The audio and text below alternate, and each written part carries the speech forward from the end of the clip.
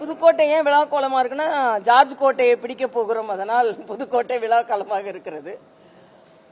பல கோட்டைகளை பிடித்து சாதனை படைத்த அமித்ஷா அவர்கள் வருகிறார்கள். அதனால் இன்று திருச்சி மலைக்கோட்டையை தரிசித்துவிட்டு புதுக்கோட்டைக்கு செல்கிறோம். புதுக்கோட்டையில் ஜார்ஜ் கோட்டையை பிடிப்பதற்கான வியூகத்தை வகுக்கப் போகிறோம். அதனால் நிச்சயமாக ஒரு வெற்றி கிடைக்கும். அது மட்டும் இல்ல, இங்கு தொண்டர்களின் கடுமையான உழைப்பினால் ஒரு பிரம்மாண்டமான பொதுக்கூட்டம் ஏற்பாடு செய்யப்பட்டிருக்கிறது. அதிலும் கலந்து கொள்கிறோம். ஏன்னா தொடர்ந்து தமிழக அரசு மக்களை ஏமாற்றி வருகிறது. உச்சபட்ச ஏமாற்றம் என்பது ஒரு தேர்தல் ஸ்டண்ட் என்பது நேற்று இவர்கள் அறிவித்திருக்கின்ற டாப்ஸ்.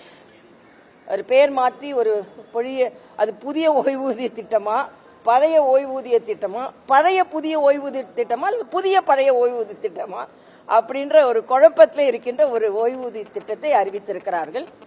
சரி, நான் அண்ணன் வைகோட்டே ஒரு கேள்வி கேட்கிறேன். இன்னைக்கு நடைபயணம் போறீங்க, எதுக்கு எதிராக நடைபயணம் போறீங்க? நான் ஏற்கனவே சொன்னேன், நீங்க அறிவாலயத்தை நோக்கி தான் நடைபயணம் போகணும்னு. அறிவாலயத்துக்கு நோக்கி நடைபயணம் போற உங்களுக்கு சார்ந்தவர்கள், திமுகவை சார்ந்தவர்கள் அந்த சாராய ஆலயம் நோக்கி தான் நடைபயணம் போகணும். ஆக நீங்க சாராய ஆலயம் மூட மாட்டீங்க, டாஸ்மாக்ல குறைக்க மாட்டீங்க, போதையை தடுக்க மாட்டீங்க. ஆனா அண்ணன் வைகோவின் நடைபயணத்தை இதே திருச்சியிலிருந்து தொடங்கி வைத்து விட்டு முதலமைச்சர் போய் இறங்குறாரு. அந்த நேரத்தில் கஞ்சா பிடிப்படுவது, போதை பிடிப்படுது. ஆக இது எதையும் நான் செய்ய மாட்டேன், பேரளவுல நான் செஞ்சு கொண்டே இருப்பேன்.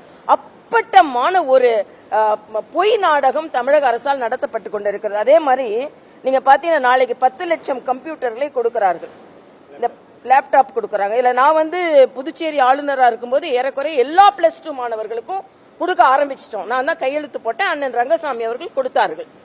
தமிழரான சிவநாடார் அவர்களின் HCL கம்பெனியிலிருந்து அவர் 300 கோடி ரூபாய் திருச்செந்தூருக்கு கொடுத்திருக்கிறாரு. உலகத்தரம் வாய்ந்த கம்ப்யூட்டர் அதுல இல்லையா, லேப்டாப் அதுல இல்லையா? ஏன் அதை வாங்கல? நீங்க முழுமையா அதெல்லாம் வாங்கி இருக்கணும். அது ஏற்கனவே நான் சொல்லிட்டேன். அதாவது அன்னைக்கு கூட நான் என்னைக்குமே கவர்னரா இருக்கும்போது கூட எனது புரோட்டோகால்ல நான் சிந்திச்சதே கிடையாது. எல்லா மக்களோடு தான் நான் போவேன். அன்னைக்கு கூட என்னோட மாவட்ட தலைவர், என்னோட உதவியாளர் வரும்பொழுது நீ மாத்திரம் போமா அப்படின்னா, இவர் தனியாவே எல்லா இடமும் போறாரு. அவ கோயில் இவரோட சொந்த சொத்து. அது மட்டும் இல்ல, நான் பொதுமக்களோட தான் போறேன். என்னைக்குமே நீங்க என் கூட கோயிலுக்கு வர பொதுமக்களை பாருங்க, என்னைக்குமே நான் அவங்களுக்கு இடையூறா இருந்ததே கிடையாது. அவங்களோட தான் போவேன். சரி, இப்ப என்னன்னா சேகர்பாபு அவர்களோட எண்ணம் என்னன்னா, கோயில் எல்லாம் என்னமோ இவரோட சொத்து என்பது போலவும், இவர் நினைச்சாதான் யாராவது கோயிலுக்கு போகணும், இவர் நினைக்கிற மாதிரி தான் மத்தவங்க எல்லாம் நடக்கணும்.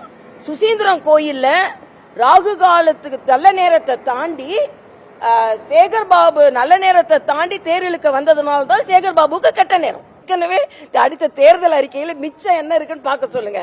ஏற்கனவே உள்ள தேர்தல் அறிக்கையில பாதி நிறைவேற்றல, அப்புறம் திருப்பி ஒரு தேர்தல் அறிக்கையை தயாரிச்சு பாதி நிறைவேற்ற மாட்டாங்க. ஒரு ஏமாற்று தேர்தல் அறிக்கை இதெல்லாம் கொடுக்கறேன்னு சொல்லி ஓட்ட வாங்குவாங்க, பின்ன கொடுக்க மாட்டாங்க. போன வாட்டி கொடுக்க சொன்ன 100 ரூபாய் மானியம் என்னாச்சு? பெட்ரோல் விலை குறைக்கிறேன்னு சொன்னது என்னாச்சு? சோ போன விதத்துல என்னாச்சுன்னு கேளுங்க. அதுக்கப்புறம் புதிய தேர்தல் அறிக்கையை பத்தி பேசலாம். நன்றி தம்பிங்களா, உங்களா பாத்துங்க.